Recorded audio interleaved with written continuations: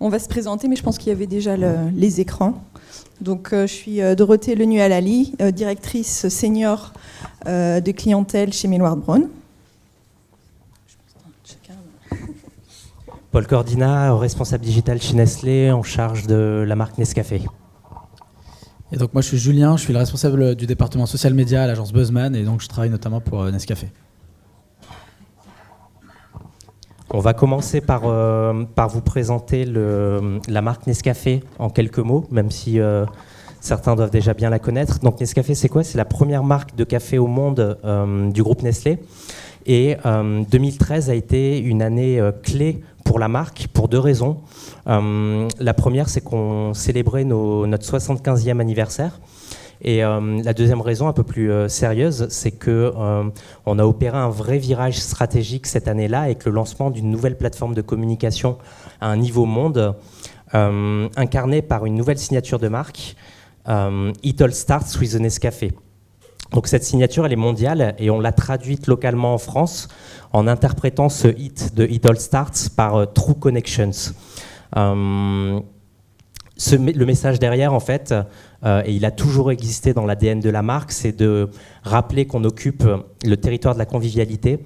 Et alors que l'ensemble de nos concurrents communiquent depuis pas mal d'années maintenant sur des notions de plaisir, personnel de dégustation, d'élitisme, de sophistication, tous nos concurrents, ou presque, communiquent aujourd'hui sur ces territoires-là. Vous prenez Carte Noire, L'Or Espresso, Nespresso pour ne citer que.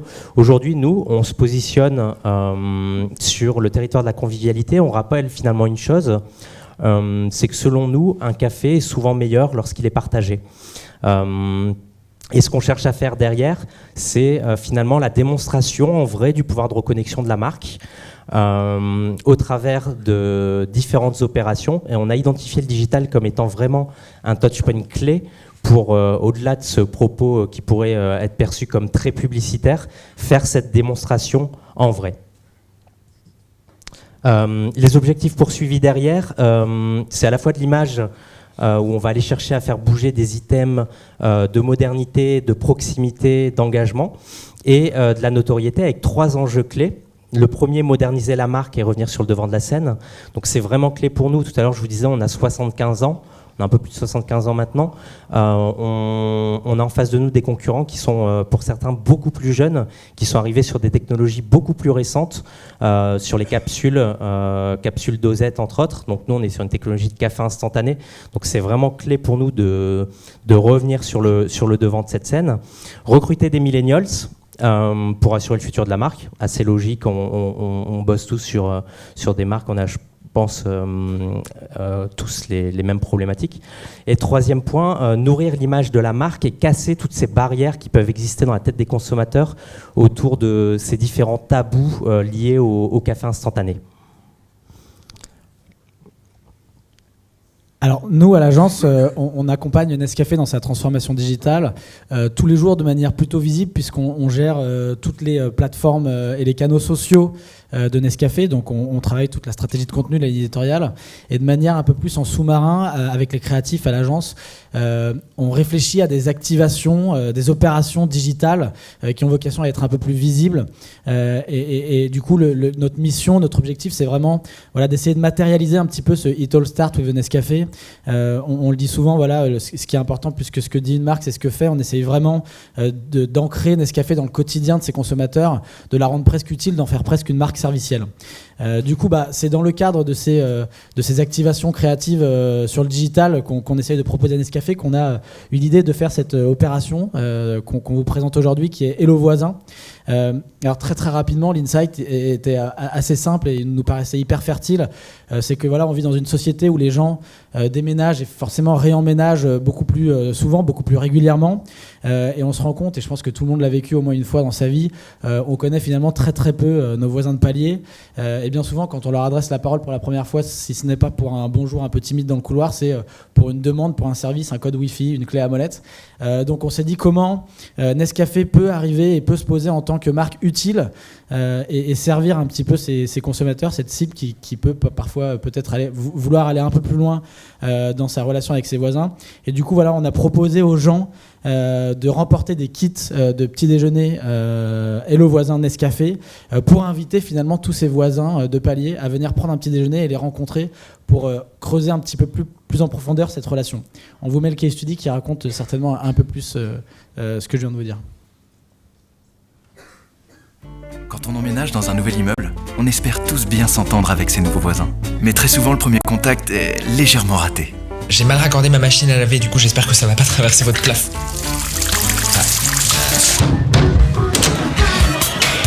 Bonsoir, c'est à cause du bruit? Non, on va baisser la musique, vous inquiétez pas. Alors Nescafé, première marque mondiale de café et générateur de belles rencontres, a imaginé Hello Voisin, le premier kit pour inviter ses nouveaux voisins à partager un petit déjeuner. À l'intérieur, tout a été prévu pour organiser un petit déj parfait sans rien avoir à faire. À part, bien sûr, accueillir ses nouveaux amis de palier. Et rien de plus simple avec les supports personnalisés contenus dans le kit. De courtes vidéos virales sur les pires façons de rencontrer ses nouveaux voisins ont lancé la campagne. Elles indiquaient aussi comment participer, en postant un selfie en plein emménagement avec le hashtag Hello Voisin sur Facebook ou Twitter. En un mois, ces vidéos ont été vues près de 10 millions de fois. Et de nombreux blogs ont relayé notre campagne, générant plus de 23 millions d'impressions médias. Plus de 1000 internautes ont participé sur Facebook et Twitter avec le hashtag Hello Voisin. Et même après réception du kit, beaucoup de gagnants ont tenu à nous envoyer des photos de leur petit déjeuner Nescafé. Les vraies rencontres commencent toujours autour d'un bon Nescafé.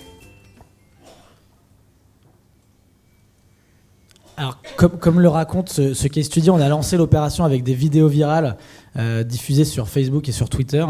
Et du coup, voilà, c'est là où ça devient un peu intéressant et on rentre dans la thématique de ce update aujourd'hui. C'est qu'en les lançant, voilà, on s'est associé à Millward Brown et je vais leur laisser la parole pour finalement les analyser, savoir ce qui allait pas et pouvoir réagir en fonction. Oui, ce qui était intéressant dans ce dispositif, c'est qu'en fait, je pense que toute l'équipe était prête assez en amont.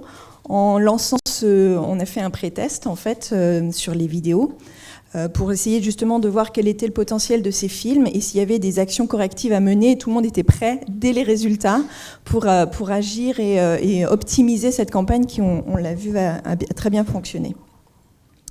Donc effectivement, c'est le thème de se dire les datas peuvent servir quand elles sont délivrées assez rapidement. On peut avoir des actions correctives et optimiser les activités digitales que nous avons, qui avaient été menées avec Nescafé.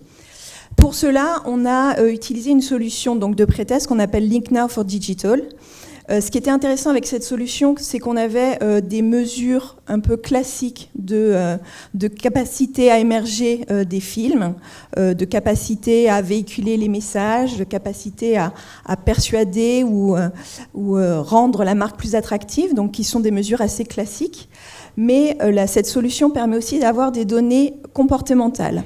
Et ce qui était intéressant avec ce dispositif, c'est qu'il y avait justement des vidéos qui allaient être diffusées et sur YouTube et sur Facebook. Et on a mis 2 dispositifs en place pour y voir justement les éventuelles différences ou optimisations sur chacun de ces sites. Et c'est ce qu'on a pu découvrir, effectivement, c'est que la campagne était très performante. On a vu, effectivement, on avait un score d'impact, donc qui est la capacité du film à faire parler de la marque. A posteriori. On est sur le top 14 quand on est sur le film diffusé sur YouTube ou top 22 de notre base de données. Donc un très bon film. En dehors de ces bons scores d'impact, le film générait aussi des émotions positives. Il était très apprécié. On a vu effectivement l'idée créative avait bien résonné auprès des répondants.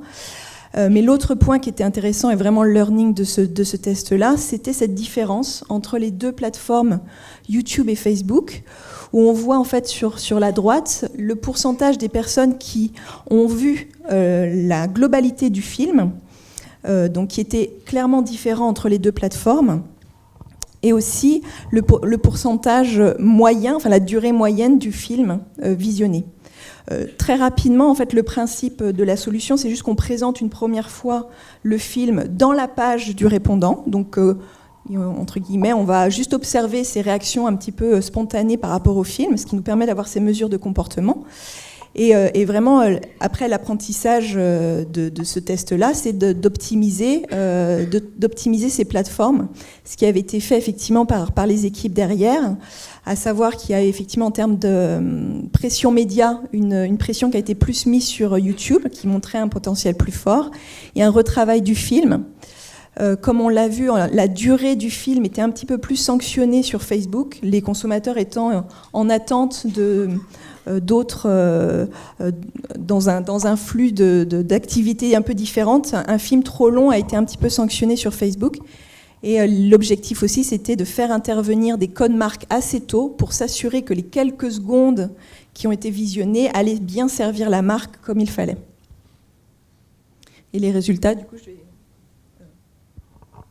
Donc en termes de résultats, on l'avait déjà constaté durant le pré-test, la campagne performait bien. On a pu le vérifier à l'issue de la campagne via différents métriques. Donc tout d'abord au niveau des vidéos, on a atteint près de 10 millions de vues au bout d'un mois après le lancement de la campagne. On a eu également pas mal de retombées médias et au final on a atteint plus de 14 millions de personnes. Mais au-delà de toutes ces vanity metrics et de regarder des indicateurs de reach, des compteurs de vues qui s'incrémentent, de compter finalement ce qu'on sait un peu tous faire, ce qu'on a vraiment voulu faire, c'est mesurer. Et comme on avait pu le faire durant ce pré-test avec Millward Brown, on a mis en place également différents post-tests, cette fois-ci avec Google, pour mesurer l'efficacité réelle de la création, des créations et puis de toutes les optimisations qu'on a pu mettre en place derrière. Et on a notamment mené une étude qui s'appelle le Brand Lift Survey avec les équipes YouTube, et on a pu mesurer la réelle efficacité publicitaire de cette campagne et constater entre autres qu'on arrivait à impacter positivement la mémorisation de la marque en faisant plus 35% de mémo sur les exposés à la campagne versus les non exposés. Et ce qui est encore plus intéressant, c'est qu'en allant regarder cette cible de millennials, donc là on était sur des 18-24 ans, on arrivait même à atteindre à plus 45% de mémorisation. Sur la considération d'achat, on a réussi également à faire plus 15% sur cet indicateur. Et on avait également d'autres études derrière qui mesuraient entre autres le taux de requête autour de la marque sur Google qui était effectué, où on avait plus 42% de recherches liées à la marque Nescafé sur Google durant la campagne. Donc ça, c'était mesuré par une autre étude qui était un Brand Interest Survey. Et puis dernière étude sur la modification des attributs de marque, ce qui nous intéressait vraiment aussi sur comment on fait bouger cette perception de modernité, d'engagement, de proximité, où là, on était sur des items plus qualitatifs. On voyait réellement une évolution avec une perception de la marque qui, dans un premier temps, était plutôt fonctionnelle et qui, après la campagne, sur des exposés, était beaucoup plus émotionnelle. Alors du coup, nous à l'agence, effectivement, on est hyper content de ces résultats et on est convaincu que c'est cette dualité parfaite entre la data et la créativité qui nous a permis d'optimiser ces résultats en cours de campagne. Donc évidemment, la condition, c'est d'être réactif, d'être tous en place et d'être assez agile pour réagir presque en temps réel, même sur de la production vidéo, comme c'était le cas sur Hello Voisin.